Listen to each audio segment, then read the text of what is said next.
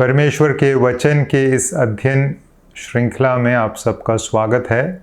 आपने परमेश्वर के वचन को सीखने के लिए जो समय निकाला है, ये अपने आप में प्रभु एक आशीष का कारण आप सबके जीवन में बनाए, ये मेरी प्रार्थना है। मैं जिस विषय की ओर आपका ध्यान आकर्षित करना चाहता हूँ वो है पवित्र शास्त्र बाइबल। बाइबल के संबंध में एक विश्वासी के रूप में, उद्धार प्राप्त विश्वासी के रूप में किस प्रकार की समझ हमें रखनी होगी या रखनी चाहिए, इन बातों को हम इस विषय के अंतर्गत सीखने का प्रयत्न करेंगे। बाइबल जो है वो हमारे विश्वास का आधार है। हमने बाइबल के वचन को सुना, उस वचन पर हमने विश्वास किया और उस विश्वास के द्वारा हमारा उद्धार हुआ। तो हमारा पूरा विश्वास बाइबल रूपी आधार पर टिका हुआ है। इसलिए बाइबल के विषय में एक सही ज्ञान रखना हमारे आत्मिक जीवन के लिए, विश्वासी के रूप में हमारे जीवन के लिए बहुत आवश्यक है। विशेषकर जिस समय काल में हम जी रहे हैं, जहाँ बाइबल के उपदेशों को पहले के अपेक्षा और अधिक शैतान तोड़ने मरोड़ने की कोशिश कर रहा है और गलत उपदेशों को सिखा रहा है। बाइबल के आधिकारिक होने के उस महत्वपूर्ण उपदेश पर वह प्रश्न चिन्ह लगा रहा है। ऐसे एक समय काल में बाइबल के विषय में सही समझ रखना हमारे लिए बहुत ज़रूरी है। तो आइए हम बाइबल के इस अध्ययन में आगे बढ़ें। बाइबल के विषय को हम इस अध्ययन के द्वारा सीखें। बाइबल के विषय में सर्वप्रथम जिस बात की ओर मैं आपका ध्यान आकर्षित करना चाहता हूँ वो है बाइबल का अनोखापन। क्यों हम बाइबल को अपने विश्वास के आधार के रूप में रखे हैं? बाइबल का क्या है महत्व? बाइबल ही क्यों? अन्य पुस्तकें भी तो हैं संसार में, उन्हें क्यों नहीं हम महत्व दे रहे? इन सब सवालों का जवाब हमें तब मिलता है जब हम बाइबल के अनोखेपन के बारे में सीखते हैं। क्या है बाइबल का अनोखापन, या बाइबल अन्य सब पुस्तकों की अपेक्षा क्यों है अद्वितीय?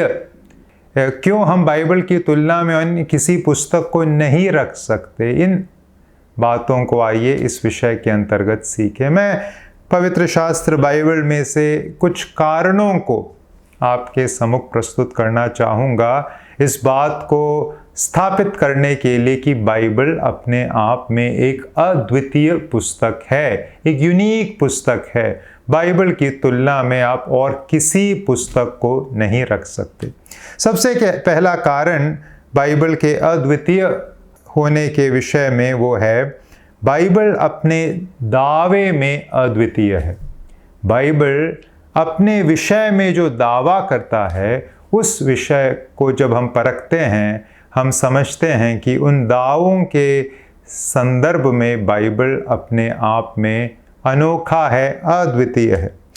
बाइबल अपने बारे में क्या बताती है?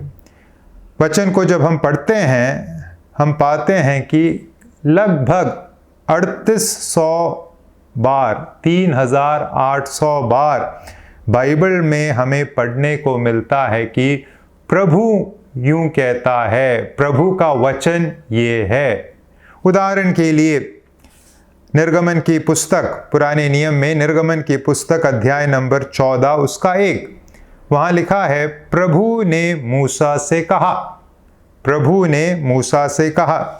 या अगर आप आगे निर्गमन की ही पुस्तक अध्याय नंबर 20, जहाँ हम 10 आज्ञाओं के बारे में सीखते हैं, उसको अगर आप पढ़ें, पहले आयत में लिखा है, तब परमेश्वर ने ये सब वचन कहें। परमेश्वर ने ये सब वचन कहे। इसी प्रकार से अगर आप बाइबल में आगे पढ़ते जाएंगे, इसी प्रकार के इस्तेमाल को बार बार दोहराया हुआ पाएंगे। बाइबल इस बात का स्पष्ट दावा करता है कि यह परमेश्वर का वचन है। इसीलिए हमें बार बार पढ़ने को मिलता है कि परमेश्वर ने यूं कहा, परमेश्वर ने यूं कहने को कहा इत्यादि। बाइबल अपने आप को 3800 बार, लगभग 3800 बार परमेश्वर के वचन के रूप में प्रस्तुत करता है। अब और एक सवाल उठता है कि जिन लेखकों के द्वारा वचन हमें लिखकर दिया गया है, उन लेखकों की क्या थी समझ इस विषय में। जब हम नए नियम में आते हैं, उदाहरण के लिए पौलुस, नए नियम के संदर्भ में पौलुस एक मुख्य लेखक के रूप में हमारे सामने है। पौलुस के द्वारा सबसे अधिक नए नियम के संबंध में परमेश्वर ने पुस्तकों को लिखवाने का काम किया। पौलुस ने जब नए नियम के लेख लिखे, पौलुस की क्या समझ थी इस विषय में। हम पढ़ते हैं पहला कुरिन्थियों उसके 14 के 37 में, नए नियम में पहला कुरिन्थियों उसका 14 का 37, वहाँ पौलुस अपनी समझ इस विषय में जाहिर करते हैं। इस प्रकार से लिखा है, पहला कुरिन्थियों 14 का 37, यदि कोई मनुष्य अपने आप को भविष्यद्वक्ता या आत्मिक जन समझे तो यह जान ले कि जो बातें मैं तुम्हें लिखता हूं वे प्रभु की आज्ञाएं हैं। तो पौलुस की क्या थी समझ, मैं जो वचन तुम्हें लिख रहा हूं ये मेरी ओर से नहीं है, ये प्रभु की आज्ञाएं हैं। आगे पहला थिस्सलुनीकियों 2 का 13 जब हम पढ़ते हैं, पौलुस के सुनने वालों ने पौलुस के वचन को किस रूप में लिया, इस विषय में हमें वहां परामर्श मिलता है।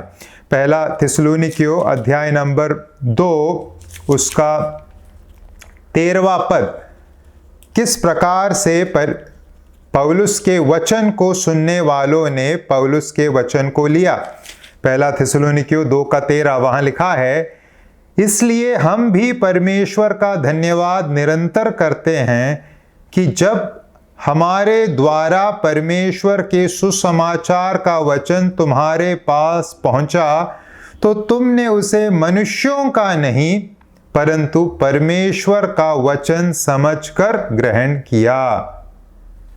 यहां हम देखते हैं कि थिस्सलुनीके शहर में जाकर जो पौलुस ने वचन का प्रचार किया, सुसमाचार का वचन दिया, तो सुनने वालों ने उस वचन को किस रूप में लिया। यह पौलुस द्वारा बताया जाने वाला एक व्यक्ति का समाचार या संदेश नहीं है। यह जैसे यहाँ हम पढ़ते हैं, परमेश्वर का वचन समझकर थिस्सलुनीके के विश्वासियों ने उसे ग्रहण किया या थिस्सलुनीके के लोगों ने उसे ग्रहण किया। तो जहाँ तक वचन के लेखकों का सवाल है, उदाहरण के लिए जैसे हमने पौलुस के विषय में देखा, उनकी यह समझ थी कि यह परमेश्वर का वचन है जो वो लिख रहे हैं, और सुनने वालों की भी यही समझ थी कि यह व्यक्ति विशेष का संदेश नहीं है, ये परमेश्वर का वचन है। केवल पौलुस ही नहीं, पत्रस की गवाही इस सिलसिले में क्या कहती है। दूसरा पत्रस उसका पहला अध्याय 16 से 21 तक के आयतों में, दूसरा पत्रस के द्वारा प्रभु ने नए नियम में अनेक लेखों को हमें लिख कर दिया है। पत्रस ने इस विषय में क्या सोचा। दूसरा पत्रस उसका अध्याय नंबर 1 16 से 21 तक के वचन हैं, उसमें से कुछ आयतों को आइए हम देखें। उदाहरण के लिए 20 और 21, पर पहले यह जान लो कि पवित्र शास्त्र की कोई भी भविष्यवाणी किसी के अपने ही विचारधारा के आधार पर पूर्ण नहीं होती, क्योंकि कोई भी भविष्यवाणी मनुष्य की इच्छा से कभी नहीं हुई, पर भक्तजन पवित्र आत्मा के द्वारा उभारे जाकर परमेश्वर की ओर से बोलते थे। तो जिस प्रकार से पौलुस ने यह जाना समझा कि जो मैं लिख रहा हूं वो परमेश्वर का वचन है, उसी प्रकार से पत्रस ने भी इस बात को समझा कि पवित्र शास्त्र मनुष्य का कार्य नहीं है, मनुष्य द्वारा दिया गया वचन नहीं है, यह परमेश्वर का वचन है। या जैसे हमने पढ़ा, भक्तजन पवित्र आत्मा के द्वारा उभारे जाकर परमेश्वर की ओर से बोलते थे। ये किसी व्यक्ति विशेष का संदेश नहीं था, परमेश्वर का संदेश है, यह समझ लिखने वालों के पास थी। पतरस के जैसे यूहन्ना प्रेरित ने भी परमेश्वर के वचन में अनेक लेखों को लिखा। परमेश्वर ने उसे इस कार्य में इस्तेमाल किया। यूहन्ना की क्या थी समझ इस विषय में? हमने पौलुस की समझ देखी, पतरस की समझ देखी। यूहन्ना के विषय में हम क्या पढ़ते हैं? पहला यूहन्ना उसके 4 अध्याय के 6 आयत में यूहन्ना इस विषय में कहते हैं, पहला यूहन्ना 4:6, हम परमेश्वर के हैं, जो परमेश्वर को जानता है वह हमारी सुनता है, जो परमेश्वर को नहीं जानता वह हमारी नहीं सुनता। इस प्रकार हम सत्य की आत्मा और भ्रम की आत्मा को पहचान लेते हैं। तो यूहन्ना यहाँ क्या कह रहे हैं? जो परमेश्वर को नहीं जानता वह हमारी नहीं सुनता। मतलब यूहन्ना या अन्य प्रेरितगण जो बता रहे हैं उसको सुनना क्या दर्शाता है? कि आप परमेश्वर को जानते हो और परमेश्वर को सुन रहे हो। तो हम क्या सीख रहे हैं? हम सीख रहे हैं परमेश्वर का वचन, पवित्र शास्त्र बाइबल अपने दावे में अद्वितीय है। परमेश्वर का वचन यह दावा करता है, पवित्र शास्त्र बाइबल यह बार बार दावा करता है कि यह परमेश्वर का वचन है, परमेश्वर की ओर से है। और हम इस बात को देख रहे थे कि जो बाइबल के लेखक थे जिनके द्वारा परमेश्वर ने वचन को हमें लिख कर दिया, उनकी भी यह समझ थी कि जब वह बाइबल की अलग अलग पुस्तकों को लिख रहे थे, वो इस समझ के साथ लिख रहे थे कि हम परमेश्वर के वचन को लिख रहे हैं। और हमने देखा कि केवल लिखने वाले ही नहीं, वचन प्राप्त करने वाले लोगों के अंतर्गत भी यह समझ थी कि यह परमेश्वर का वचन है, किसी व्यक्ति विशेष का संदेश नहीं। तो जहाँ तक दावों का सवाल है, परमेश्वर का वचन या पवित्र शास्त्र बाइबल अपने आप में अद्वितीय है। अन्य किसी पुस्तक में इस संसार में इस प्रकार के एक पहलू को या इस प्रकार के एक दावे को हम नहीं पाते। इस कारण परमेश्वर का वचन या पवित्र शास्त्र बाइबल अद्वितीय है। यह अपने आप को परमेश्वर के वचन के रूप में प्रस्तुत करता है। दूसरी जो खासियत है जिसके चलते परमेश्वर का वचन या पवित्र शास्त्र बाइबल अद्वितीय है, वो है बाइबल अपने वितरण में अद्वितीय है।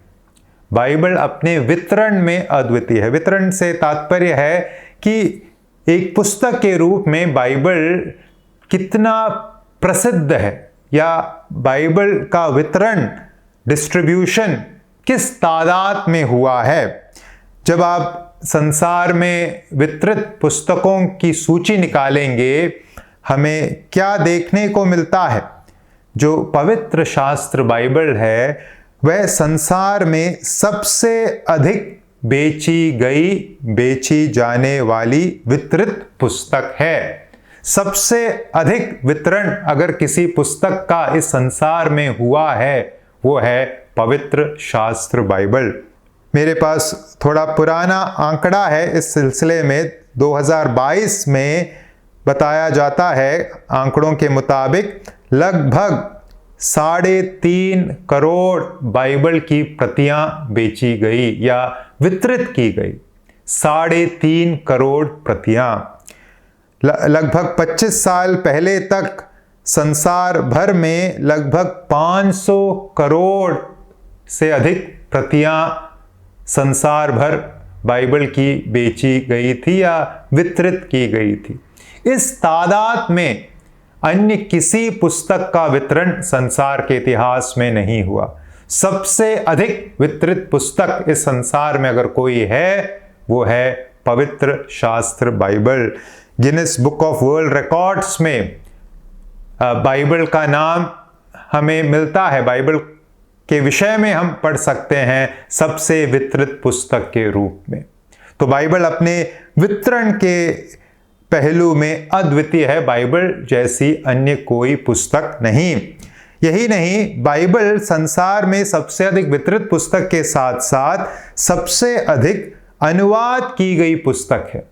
अगर किसी एक पुस्तक का अनुवाद सबसे अधिक भाषाओं में हुआ है, वो पवित्र शास्त्र बाइबल है। आंकड़ों के मुताबिक लगभग 3,300 भाषाओं में बाइबल की पुस्तकों में से कम एक पुस्तक का अनुवाद हुआ है। यानी आंशिक रूप से 3,300, लगभग 3,300 भाषाओं में बाइबल का अनुवाद हुआ है। और पूरा नए नियम का अनुवाद बताया जाता है लगभग 2,200 भाषाओं के करीब पूरे नए नियम का अनुवाद हुआ है, और लगभग 700 के करीब पुराने और नए नियम को मिलाकर अनुवाद हुआ है। तो इस तादाद में बाइबल का वितरण हुआ है और इस तादाद में बाइबल का अनुवाद हुआ है। अन्य किसी पुस्तक के विषय में हमें इस प्रकार के आंकड़े देखने को नहीं मिलेंगे। 3,000 के करीबन भाषाओं में अनुवाद, जिसमें से पूरे नए नियम को लगभग 2,000 भाषाओं में और पुराने और नए नियम को मिलाकर लगभग 700 भाषाओं में हमें अनुवाद देखने को मिलता है। देखिए, जब हम कहते हैं बाइबल सबसे अधिक वितरित पुस्तक है, बाइबल का सबसे अधिक अनुवाद हुआ है, हमें इस संदर्भ को भी याद रखना होगा कि बाइबल का जिस प्रकार से विरोध हुआ है इतिहास में, उस प्रकार से अन्य किसी पुस्तक का विरोध संसार के इतिहास में नहीं हुआ है। वोल्टेयर का नाम शायद आपने सुना होगा। एक दर्शन शास्त्री था वोल्टेयर ने इस प्रकार से एक कथन बाइबल के विषय में कही थी। वोल्टेयर ने कहा कि 100 वर्ष बीतने के पश्चात, मेरे मृत्यु के 100 वर्ष बीतने के पश्चात बाइबल संग्रहालय में रखे जाने वाले पुस्तकों में से एक होगा। मेरे मृत्यु के 100 साल बाद बाइबल एक संग्रहालय की वस्तु के रूप में जानी जाएगी। यह था वोल्टेयर का कथन। लेकिन आपको विडंबना मालूम है इतिहास में क्या हुआ? 100 साल बीतने से पहले, वोल्टेयर के मृत्यु के 100 साल बीतने से पहले, वोल्टेयर जिस घर में रहता था उसी घर को फ्रांस के बाइबल सोसाइटी ने खरीद कर बाइबल को बेचने के लिए एक हेडक्वार्टर के रूप में, एक दफ्तर के रूप में इस्तेमाल किया। तो वोल्टेयर के बारे में आज कितने लोग जानते हैं? शायद हम में से अनेक नहीं सुने होंगे वोल्टेयर का नाम, लेकिन बाइबल को कोई नहीं भूला, लेकिन वोल्टेयर को लोग जरूर भूल गए हैं। कहने का तात्पर्य क्या है? बाइबल के विषय में हम कई विरोध की आवाज को सुनते हैं, लेकिन विरोध के बावजूद बाइबल संसार में सबसे अधिक वितरित और सबसे अधिक अनुवादित पुस्तक है। केवल वोल्टेयर नहीं, स्टालिन, आपने स्टालिन का नाम शायद सुना होगा। पुराने सोवियत संघ का वह नेता हुआ करता था, शासक हुआ करता था। उसने प्रयत्न किया कि पूरे सोवियत संघ को बाइबल मुक्त बना दे, बाइबल को सोवियत संघ से बाहर कर दे या बाइबल की सभी प्रतियों को नष्ट कर दें। बाइबल मुक्त सोवियत संघ बनाने का प्रयत्न जोसेफ स्टालिन ने किया। लेकिन आज अगर आप रशिया जाएं या रशिया के विषय में सीखें, बाइबल को क्या जोसेफ स्टालिन रशिया के लोगों के बीच में से मिटा पाया, हटा पाया? स्पष्ट उत्तर है, बिल्कुल नहीं, बिल्कुल नहीं। और एक उदाहरण बाइबल के विरोध के विषय में जो इतिहास में हमें पढ़ने को मिलता है, वो है जोसेफ स्टालिन के विषय में। जोसेफ स्टालिन जो सोवियत संघ का नेता या शासक हुआ करता था, जब वह शासक बना सोवियत संघ का, उसने सोवियत संघ को बाइबल से मुक्त करने का एक अभियान छेड़ा। बाइबल मुक्त सोवियत संघ बनाने का उसने प्रयत्न किया। लेकिन आज सोवियत संघ नहीं रहा। अगर आज रशिया जाएंगे और वहाँ बाइबल के विषय में आप जानकारी प्राप्त करेंगे, हमें मालूम है कोशिश तो की गई सोवियत संघ को या रशिया के लोगों के बीच में से बाइबल को हटाने की कोशिश उस शासक ने ज़रूर करी, लेकिन क्या उसे कामयाबी मिली? कामयाबी नहीं मिली। तो कहने का तात्पर्य है बाइबल एक अत्यधिक विरोध से होकर गुजरी पुस्तक है। अनेक लोगों ने बाइबल का मजाक उड़ाया, बाइबल को नष्ट करने की कोशिश की, संग्रहालय में रखी गई वस्तुओं की सूची में उसे भी लाने की कोशिश की गई, लेकिन आज भी बाइबल सबसे ज़्यादा वितरित, सबसे ज़्यादा अनुवाद की गई पुस्तकों की श्रृंखला में सबसे शीर्ष स्थान को रखती है। तो बाइबल क्यों है अद्वितीय? वितरण के मामले में बाइबल अद्वितीय है। तीसरी जो विशेषता है जिसके चलते बाइबल अद्वितीय है, वो है बाइबल अपने लेखन के विषय में अद्वितीय है। बाइबल अपने लेखन के मामले में अद्वितीय है।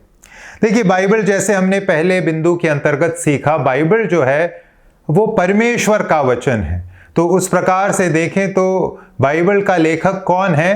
पवित्र आत्मा परमेश्वर, जैसे हमने पत्रस के गवाही के रूप में सुना। लेकिन पवित्र आत्मा परमेश्वर ने लोगों का इस्तेमाल किया इस बाइबल को हमें लिखित रूप में देने के लिए।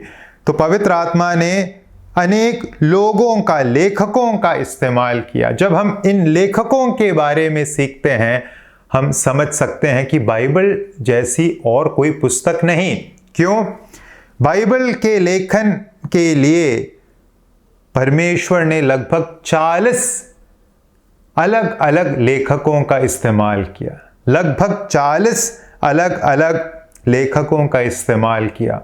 और ये जो लेखन की प्रक्रिया चली, एक साथ नहीं हुई। लगभग 1500 वर्षों के अंतराल में, 1500 वर्षों के अंतराल में 40 के लगभग लेखकों के द्वारा बाइबल लिखित रूप में हमें देने का कार्य परमेश्वर ने किया।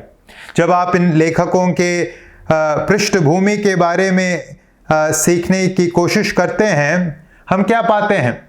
इन लेखकों की पृष्ठभूमि को अगर देखेंगे, ये अलग अलग देशों में रहने वाले, अलग अलग संस्कृति में रहने वाले, अलग अलग कार्यों को करने वाले लोग थे। उदाहरण के लिए पौलुस ने जब नए नियम के लेखों को लिखा, उनमें से कुछ लेख उसने जेल में से लिखा। जेल में जब वो बंद था, कैद था, उस अवस्था में उसने कुछ पुस्तकों को लिखा। या फिर मूसा के बारे में सोचें, या फिर दाऊद के बारे में सोचें। दाऊद एक चरवाहा था, चरवाहे के रूप में कार्य कर रहा था। उस वक्त उसने कुछ लेखों को लिखा। राजा के रूप में जब वो नियुक्त हुआ, उसने कुछ लेखों को लिखा। दानियल एक प्रकार से प्रधानमंत्री के रूप में उस राज्य में था जब उसने बाइबल के लेख को लिखा। कहने का तात्पर्य है, अलग अलग कार्य करने वाले लोग अलग अलग क्षेत्रों में रहते हुए, अलग अलग समय के काल में होकर बाइबल को लिखने का कार्य किए। बाइबल 3 अलग अलग भूलौगिक स्थानों में लिखी गई, 3 अलग अलग कॉन्टिनेंट्स में, यूरोप में, एशिया में और अफ्रीका में। और अलग अलग, जैसे हमने कहा, जीवन के अलग अलग क्षेत्रों से आने वाले लोगों के द्वारा बाइबल लिखी गई। कुछ मछुआरे थे, जैसे दानियल के बारे में हमने कहा, वो एक शासक था, प्रधानमंत्री था। कुछ राजा थे, कुछ चरवाहे थे, कुछ याजक थे, कुछ एक लूका डॉक्टर था। तो अलग अलग कार्यों को करने वाले लोग अलग अलग क्षेत्रों में रहते हुए, अलग अलग समय कालों में रहते हुए बाइबल को लिखने का काम किए। और क्योंकि ये अलग अलग पृष्ठभूमि से आने वाले लोग थे, लेखन का तरीका भी एक नहीं है। इसलिए बाइबल में आप साहित्य को पाते हैं, बाइबल साहित्य में आप कविता को पाते हैं, आप बाइबल साहित्य में आपको इतिहास मिलेगा, बाइबल साहित्य में आपको व्यक्तिगत पत्रियों को पढ़ने को प्राप्त होगी। अलग अलग प्रकार के साहित्य को बाइबल के अंतर्गत आप देख सकते हैं। तो इस प्रकार से जब हम बाइबल के लेखकों के बारे में, किस प्रकार से बाइबल लिखकर हमें दिया गया है, इस विषय को जब हम परखते हैं, बाइबल अपने आप में अद्वितीय है। अगर आप इस संसार के मुख्य अन्य धार्मिक ग्रंथों के बारे में देखें, वो सब किसी एक व्यक्ति ने किसी एक भाषा में किसी एक समय काल में लिखने का काम किया, लेकिन बाइबल के साथ ऐसा नहीं है। और जब ये अलग अलग लोग, अलग अलग क्षेत्रों में रहने वाले, अलग अलग पृष्ठभूमि से आने वाले लोग जब बाइबल को लिख रहे थे, यहाँ तक कि भाषा भी अलग है, आगे हम सीखेंगे, बाइबल को 3 अलग अलग भाषाओं में लिखने का कार्य किया गया। सबसे जो अनोखी बात है वो है लेखक अलग थे, समय काल अलग था, पृष्ठभूमि लेखकों की अलग थी और भाषाएं अलग थी। जो जिन स्थानों में रहते हुए इन लोगों ने बाइबल को लिखने का काम किया, स्थान भी अलग थे, लेकिन इन सब ने मिलकर एक ही विषय में बात कही या बात लिखी, वो है परमेश्वर का उद्धार, जो यीशु मसीह के द्वारा परमेश्वर ने मानव जाति के लिए तैयार किया। इस एक विषय पर सभी लेखकों ने उत्पत्ति से लेकर प्रकाशित वाक्य के अंतर्गत बात कही। और हम क्या पाते हैं, बाइबल में इतनी विविधता होने के बावजूद, लेखकों के संदर्भ में, पृष्ठभूमि के संदर्भ में, भाषा के संदर्भ में इतनी विविधता होने के बावजूद, समय काल के संदर्भ में इतनी विविधता होने के बावजूद, जो विषय है उसमें हम किसी प्रकार के अंतर विरोध को नहीं पाते, किसी प्रकार के कॉन्ट्रडिक्शन को नहीं पाते। सब ने परमेश्वर द्वारा तैयार किए गए उद्धार, यीशु मसीह में तैयार किए गए उद्धार के विषय में लिखा। और इस विषय में पूरे पवित्र शास्त्र बाइबल में हम किसी प्रकार के विरोधाभास को नहीं पाते, एकता को पाते, मानो सब ने संग बैठकर यह कार्य किया हो। यह है बाइबल के अद्वितीय होने का तीसरा कारण। तो बाइबल अपने लेखन के विषय में अद्वितीय है। बाइबल जैसी अन्य कोई पुस्तक हमें इस संसार में नहीं मिलती लेखन के मामले में। चौथा कारण क्यों बाइबल अपने आप में अद्वितीय है, विषय वस्तु के संबंध में बाइबल अद्वितीय है। विषय वस्तु के संबंध में बाइबल अद्वितीय है। बाइबल में जिस विषय पर बात कही गई है, वो विषय अपने आप में एक अद्वितीय विषय है। अलग अलग प्रकार के धार्मिक ग्रंथों को आपको इस संसार में पढ़ने को मिलेगा, लेकिन उन सब धार्मिक ग्रंथों में जो बातें कही गई हैं लगभग एक जैसी है। उन सब में नैतिकता की बातें मूलतः बताई गई हैं और किस प्रकार से नैतिक जीवन जीना है, उसके लिए कुछ नियमों और कानूनों को बताया गया है। अच्छे कर्मों की वकालत की गई है ताकि परमात्मा से मनुष्य जुड़ पाए, परमात्मा के साथ मनुष्य अपने संबंध को कायम कर पाए। तो यह एक कोशिश के रूप में अलग अलग धार्मिक ग्रंथों में अच्छे कर्मों का मार्ग या मनुष्य द्वारा धार्मिकता के कर्मों को करने का मार्ग बताया गया है। लेकिन इन सब लेखों के से अलग पवित्र शास्त्र बाइबल में हमें क्या बताया गया है, परमेश्वर द्वारा तैयार किया गया उद्धार का मार्ग। कर्मों के द्वारा उद्धार नहीं, कर्मों के द्वारा परमेश्वर तक पहुंचने की कोशिश नहीं, परमेश्वर द्वारा मनुष्य के अयोग्यता को जानकर कि मनुष्य अपने कर्मों के द्वारा परमेश्वर के नजदीक नहीं पहुंच सकता, परमेश्वर ने जिस मार्ग को अपने अनुग्रह और दया के अंतर्गत यीशु मसीह में तैयार किया है, उस मार्ग के बारे में, उस परमेश्वर के उद्धार के कार्यक्रम के बारे में हम पवित्र शास्त्र बाइबल में एक विशेष अलग अनोखे विषय के रूप में पढ़ते हैं। किसी अन्य पुस्तकों में या ग्रंथों में आपको इस विषय की चर्चा नहीं मिलेगी। उदाहरण के लिए उद्धार के लिए मनुष्य क्या करे, पवित्र शास्त्र बाइबल में क्या बताया गया है। इफिसियों की पत्री उसके दूसरे अध्याय उसके 8 और 9 पद में हम पढ़ते हैं, क्योंकि विश्वास के द्वारा अनुग्रह ही से तुम्हारा उद्धार हुआ है, और यह तुम्हारी ओर से नहीं वरन परमेश्वर का दान है, और न कर्मों के कारण, ऐसा ना हो कि कोई घमंड करे। तो अन्य सारे ग्रंथों में जब कर्मों की चर्चा की गई है, बाइबल की शिक्षा है कि बाइबल का उपदेश है कि विश्वास के द्वारा अनुग्रह ही से तुम्हारा उद्धार हुआ है। उद्धार मनुष्य की ओर से नहीं, उद्धार कर्मों के बदौलत नहीं, उद्धार परमेश्वर की ओर से है, और विश्वास के द्वारा परमेश्वर द्वारा किए गए उद्धार के लिए जो कार्यक्रम तैयार किया गया है, उस यीशु मसीह के बलिदान पर विश्वास के द्वारा उद्धार है। इस बात को बाइबल में हम विषय के रूप में, मुख्य विषय वस्तु के रूप में देखते हैं। यही नहीं, बाइबल में हम पाते हैं कि यीशु मसीह हमारे पापों के लिए क्रूस पर मरे, गाड़े गए और तीसरे दिन जी उठे।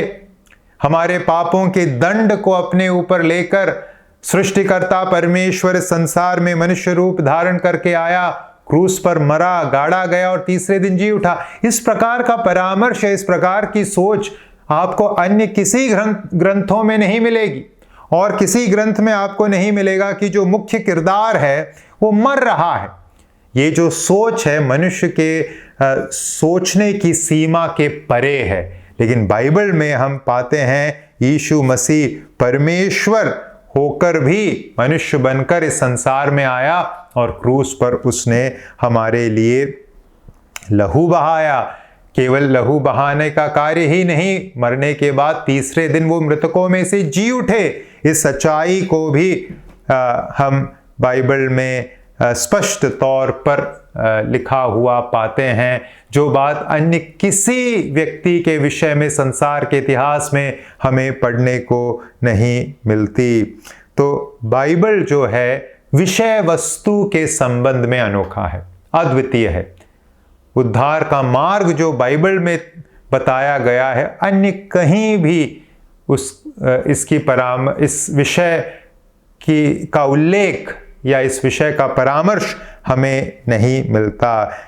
मृत्यु, मानव जाति के पापों के लिए परमेश्वर मनुष्य बनकर मर गए, मृतकों में से जी उठे, इस प्रकार का परामर्श, इस प्रकार का संदेश और कहीं नहीं है।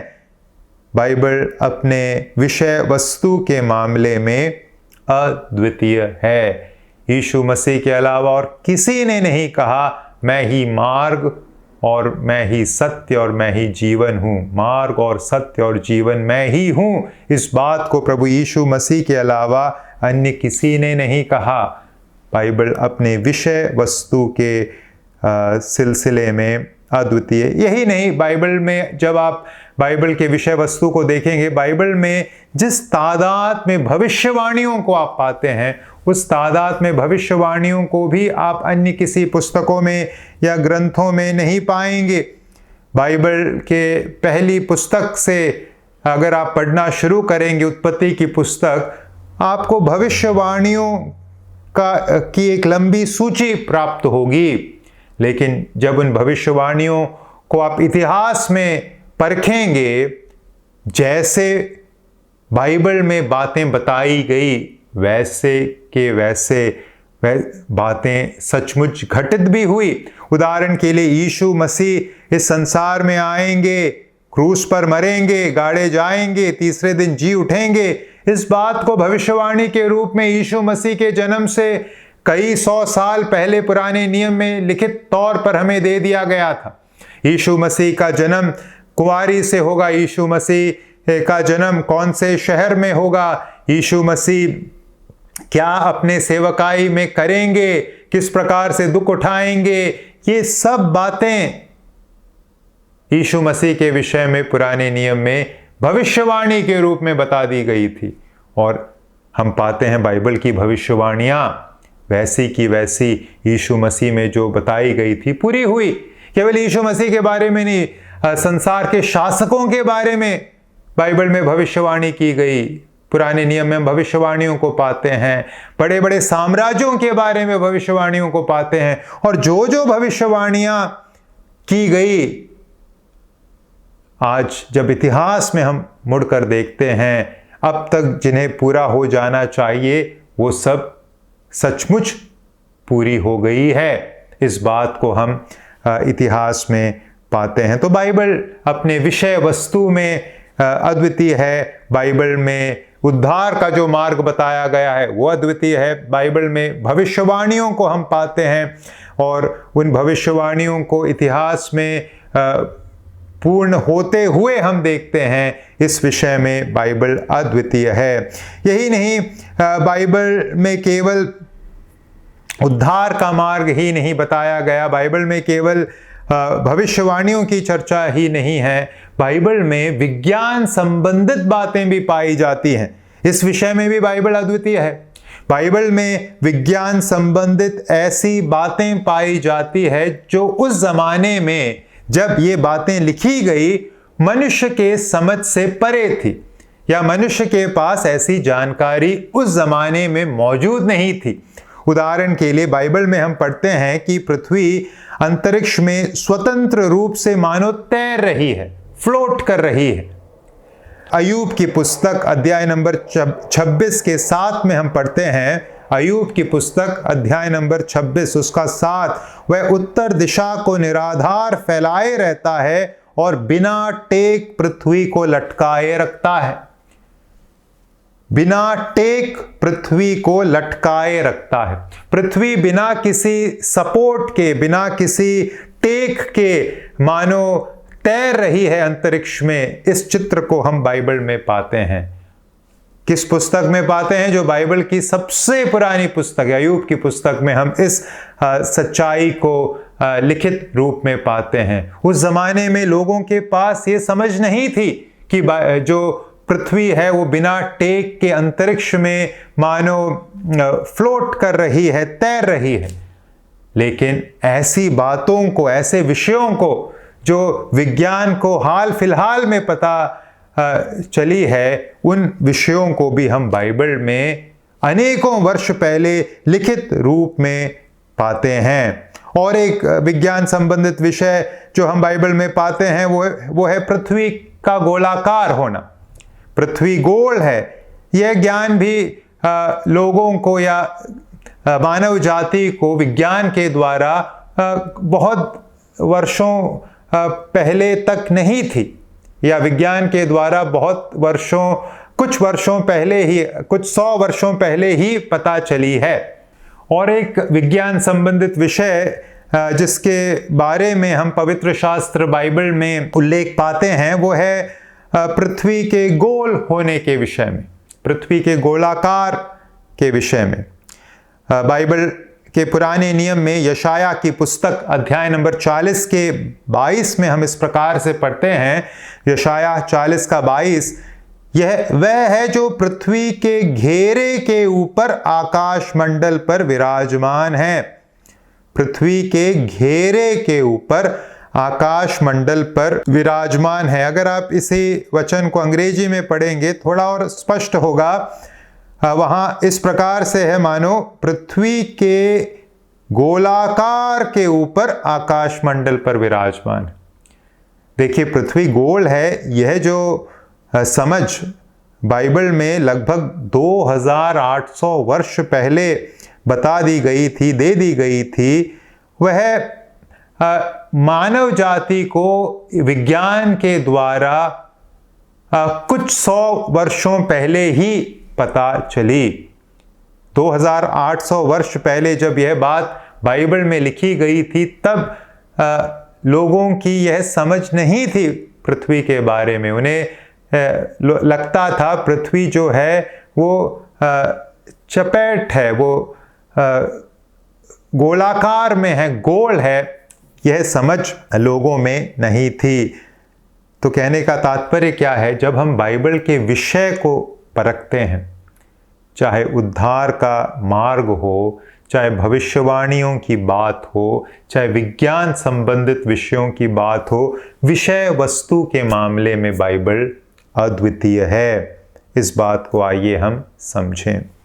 और एक विषय बाइबल के अद्वितीय होने के बारे में जो हम देखते हैं, और एक पहलू, वो है बाइबल अपनी भाषा के पहलू में अद्वितीय है।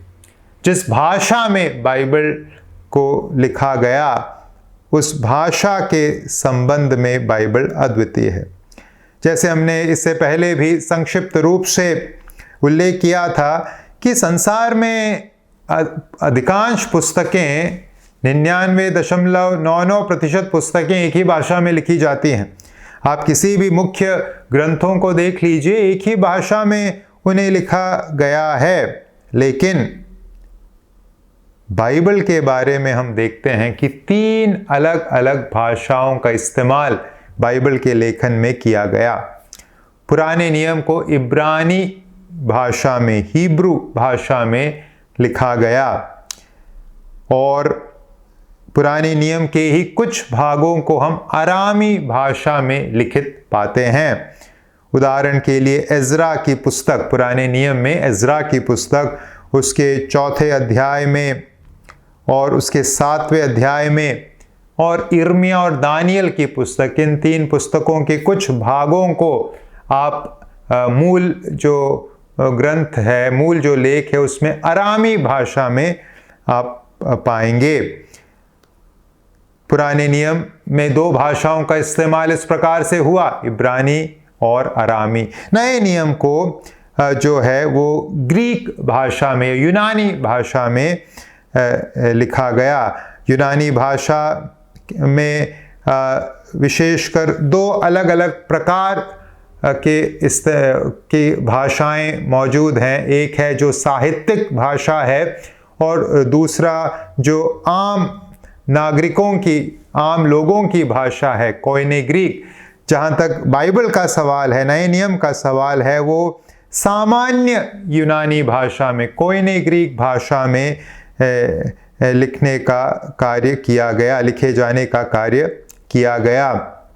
उस ज़माने में भूमध्य सागरीय दुनिया में कोयने ग्रीक जो है वो एक अंतर्राष्ट्रीय भाषा के रूप में इस्तेमाल में होती थी। जिस प्रकार से आज अंग्रेजी एक अंतर्राष्ट्रीय भाषा है, उस ज़माने में भूमध्य सागरीय इलाके में कोयने ग्रीक एक अंतर्राष्ट्रीय भाषा के रूप में इस्तेमाल में होती थी, और उस भाषा में नए नियम को लिखा गया है। तो बाइबल अपने लिखे गए भाषा के पहलू में अद्वितीय है।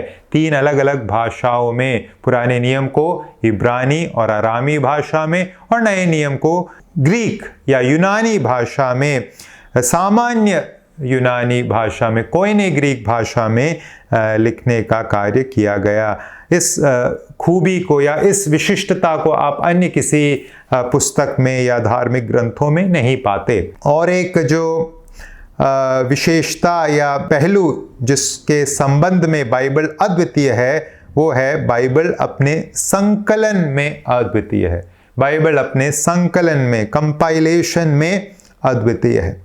बाइबल के बारे में जब हम शोध करते हैं, बाइबल के विषय में जो हस्तलेखों को, बाइबल के संबंध में जिस तादाद में हमें हस्तलेखों को प्राप्त हुआ है, उस तादाद को जब हम देखते हैं और उसकी तुलना अन्य पुराने साहित्यिक कार्यों के साथ करते हैं, बाइबल के प्रतियों को या बाइबल के लेखों को जिस तादाद में हमें प्राप्त हुआ है, वो तादाद अपने आप में बहुत व्यापक है, बहुत बड़ा है। उदाहरण के लिए नए नियम के बारे में बात करें तो लगभग 5300 यूनानी भाषा की प्रतियां नए नियम की मौजूद हैं। 5300 और लगभग 10,000 लतीनी भाषा में जो प्रतियां हैं हस्तलेखों की, वो आज मौजूद है। आपको शायद लगेगा 5300 या 10,000 कहाँ है, बहुत ज़्यादा, लेकिन जब आप इसकी तुलना उस ज़माने के अन्य लेखों के साथ करेंगे, उदाहरण के लिए अरिस्टोटल नाम के दार्शनिक ने जो एक पुस्तक लिखी पोएटिक्स, उसमें उस पुस्तक की केवल 5 हस्तलेखों की प्रतियां आज हमारे पास हैं। लेकिन बाइबल के नए नियम के विषय में वही संख्या यूनानी भाषा में 5300 और लतीनी भाषा में 10,000 के करीब है। तो बाइबल उस ज़माने में लिखी गई पुस्तकों की तुलना में बाइबल के हस्तलेखों को हम, उस ज़माने के लेखों को हम बहुत अधिक तादाद में पाते हैं। इस क्षेत्र में बाइबल अपने आप में अद्वितीय है। आखिरी क्षेत्र जिसमें बाइबल अद्वितीय है, वो है बाइबल अपने परिणामों में अद्वितीय है। बाइबल अपने परिणामों में अद्वितीय है। जब हम संसार के इतिहास को देखते हैं, परखते हैं, हम इस बात को देखते हैं कि बाइबल एक ऐसी पुस्तक है जिसके द्वारा परमेश्वर ने संसार को बदलने का काम किया है। बाइबल को जिन लोगों ने प्राप्त किया, बाइबल को जिन लोगों ने पढ़ा, बाइबल की समझ जिन लोगों ने प्राप्त की, बाइबल पर जिन्होंने विश्वास किया, हम इतिहास में देखते हैं कि एक इस प्रकार का अभूतपूर्व बदलाव ऐसे समाज में, ऐसे व्यक्तियों में हम पाते हैं जो अन्य किसी पुस्तक ने नहीं प्रस्तुत किया है। उस प्रकार का प्रभाव, एक सकारात्मक प्रभाव या बदलाव बाइबल इस संसार में लेकर आने का कार्य किया। उदाहरण के लिए अनेकों अनेक लाखों की संख्या में लोग इस बात की गवाही अपने जीवन में देंगे कि किस प्रकार से वो अनैतिकता में जीवन जी रहे थे, चोरी का काम कर रहे थे, नशे का काम कर रहे थे, क्रोध के रोग से या आदत से ग्रस्त थे, परिवार में शांति नहीं थी, हर प्रकार की बुराई में जीवन था। लेकिन जब परमेश्वर का वचन, पवित्र शास्त्र बाइबल का संदेश उनके जीवन में आया, यह जीवन इस प्रकार से बदल गया कि मानो पुराने जीवन के साथ कोई नए जीवन का वास्ता है ही नहीं। तो बाइबल एक परिवर्तन को लाने वाली पुस्तक है और इस विषय में, इस पहलू में बाइबल अद्वितीय है। उदाहरण के लिए एक व्यक्ति का नाम मैं यहाँ लेना चाहूँगा, जॉन न्यूटन। जॉन न्यूटन एक ऐसा व्यक्ति है जिसने बाइबल पर विश्वास किया और अपने जीवन में प्रभु यीशु मसीह को उद्धारकर्ता प्रभु के रूप में ग्रहण किया। ये व्यक्ति प्रभु यीशु में आने से पहले, बाइबल के समाचार पर विश्वास करने से पहले क्या था, वो एक गुलामों को लेकर जाने वाले जहाज, पानी पर चलने वाले जहाज या शिप में वो कैप्टन था, कप्तान था, और वह स्वयं गुलामों को खरीदने बेचने का काम किया करता था। और उसका जीवन कैसा था? वो एक बहुत ही अनैतिक जीवन को जीने वाला व्यक्ति था। जुए में अपने पैसे को लगाता था, शराब पीता था, हर प्रकार की अनैतिकता इस व्यक्ति के जीवन में थी और वो बुराई के काम के द्वारा धन कमाने का काम करता था। लेकिन जब परमेश्वर का वचन इस व्यक्ति के जीवन में पहुंचा तो क्या हुआ? ये जो अनैतिकता में रहने वाला जॉन न्यूटन था, वो एक नैतिक मनुष्य बन गया, नैतिक इंसान बन गया। अनैतिकता के सब बुराई आदतों को उसने छोड़कर एक नए जीवन की शुरुआत की। और यही नहीं, जो व्यक्ति स्वयं गुलामों को, मनुष्यों को गुलाम के रूप में खरीदता था, बेचता था, वह व्यक्ति गुलामी के विरुद्ध कार्य करने वाला, गुलामी के प्रथा के विरुद्ध कार्य करने वाला एक व्यक्ति बन गया। तो इस प्रकार का एक अभूतपूर्व बदलाव जॉन न्यूटन जैसे व्यक्ति के जीवन में कैसे आया? उत्तर है पवित्र शास्त्र बाइबल के द्वारा आया।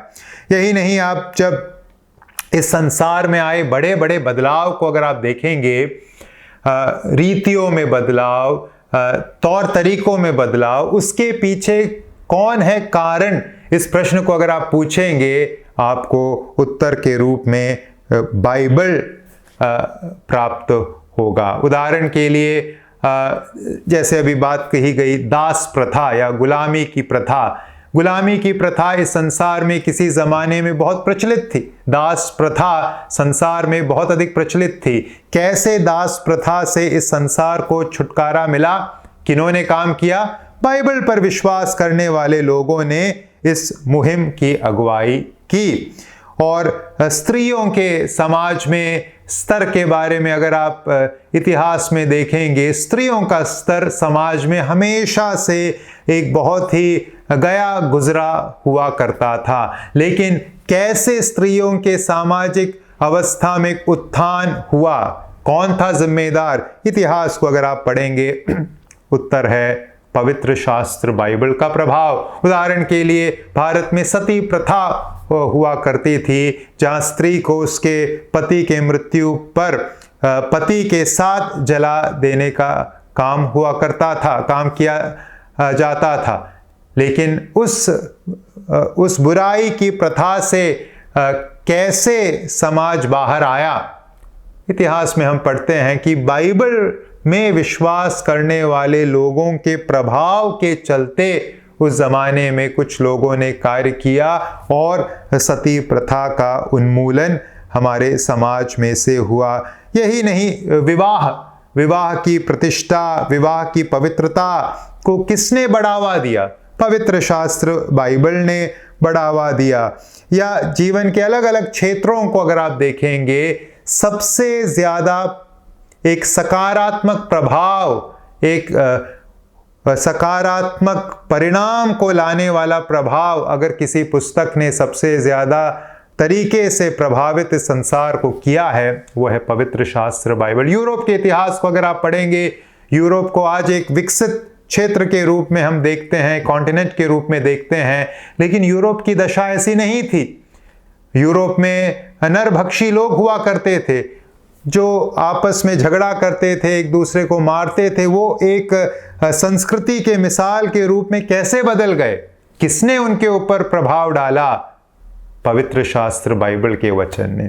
तो हम क्या सीख रहे हैं? बाइबल अपने परिणामों में अद्वितीय है। बाइबल का समाचार जिस समाज में भी पहुंचा है, वहां एक अभूतपूर्व बदलाव, एक सकारात्मक परिणाम हमें देखने को मिलता है, जो अन्य किसी पुस्तक में नहीं पाया जाता। तो हम क्या सीख रहे हैं? हम बाइबल के अद्वितीय होने के बारे में सीख रहे हैं। हम इस अध्ययन के द्वारा बाइबल सीखना चाहते हैं। तो उसके शुरुआत में हमने देखा क्यों बाइबल अपने आप में अद्वितीय है। हमने कई कारण देखे। हमने देखा बाइबल अपने दावों में अद्वितीय है। बाइबल अपने आप को परमेश्वर के वचन के रूप में प्रस्तुत करता है। हमने देखा बाइबल अपने वितरण में अद्वितीय है। बाइबल के जैसे इस संसार में वितरित और कोई पुस्तक नहीं है, अनुवादित और कोई पुस्तक नहीं है। बाइबल अपने लेखन के विषय में अद्वितीय है। 40 के लगभग लेखकों ने लगभग 1500 वर्षों के अंतराल में अलग अलग स्थानों में, अलग अलग पृष्ठभूमि में रहते हुए, अलग अलग भाषाओं में एक ही विषय के बारे में लिखा, बिना किसी अंतर्विरोध के लिखा। हमने देखा बाइबल अद्वितीय है अपने विषय वस्तु के मामले में। उद्धार का मार्ग जिस प्रकार से बाइबल में बताया गया है, वो अद्वितीय है और कहीं नहीं है। जिस तादाद में भविष्यवाणियों के बारे में हम बाइबल में पढ़ते हैं और जिस तादाद में जिस प्रकार से विज्ञान के बारे में हम बाइबल में पढ़ते हैं, ये सब अपने आप में अद्वितीय है, जो अन्य किसी पुस्तक में हम नहीं पाते। और हमने देखा बाइबल अद्वितीय है लिखे जाने वाले भाषा के संबंध में। 3 अलग अलग भाषाओं में बाइबल का लेखन हुआ और बाइबल अद्वितीय है। हमने सीखा संकलन में बाइबल के जो लेखों को, हस्तलेखों को, उस पुराने ज़माने के हस्तलेखों को जिस तादाद में हम पाते हैं वो अन्य पुस्तकों के तुलना में बहुत बहुत अधिक है। और अंत में हमने देखा बाइबल अपने परिणामों में अद्वितीय है। बाइबल ने जिस प्रकार से लोगों का और समाज का और दुनिया के अवस्था को बदलने का कार्य किया है, अन्य किसी पुस्तक ने नहीं किया। तो हम क्या निष्कर्ष निकालें इन सब अद्वितीय पहलुओं को सीखने के बाद, समझने के बाद बाइबल के विषय में हम क्या कह सकते हैं? निष्कर्ष के रूप में हम क्या कह सकते हैं? बाइबल सचमुच परमेश्वर का वचन है। बाइबल मनुष्य का कार्य नहीं, बाइबल परमेश्वर की ओर से है और इस कारण हमें बाइबल को गंभीरता से लेना आवश्यक है। तो आइए हम बाइबल को गंभीरता से लें और बाइबल को हम गंभीरता से सीखें। इस उद्देश्य से सीखें कि हम बाइबल को अपने जीवन में लागू करें। बाइबल के द्वारा जो संदेश, उद्धार का संदेश प्रभु ने हमें दिया है, उसे गंभीरता से लें और उस संदेश के मुताबिक आइए हम अपने जीवन को व्यवस्थित करें। तो क्या होगा? जैसे हमने बात कही कि बाइबल अद्भुत सकारात्मक परिणाम लेकर आने वाला पुस्तक है, उस प्रकार के अद्भुत सकारात्मक परिणामों को, बदलाव को हम अपने जीवन में भी पाएंगे। परमेश्वर के आशीषों को हम अपने जीवन में पाएंगे। तो आइए हम स्मरण रखें, बाइबल अद्वितीय पुस्तक है, बाइबल के समान और कोई पुस्तक नहीं। और इस समझ के साथ बाइबल को अति गंभीरता से अपने जीवन में आइए हम लें और इस वचन को ध्यानपूर्वक सीखें और अपने जीवन में लागू करें। परमेश्वर ऐसा करने में हम सबकी सहायता करें।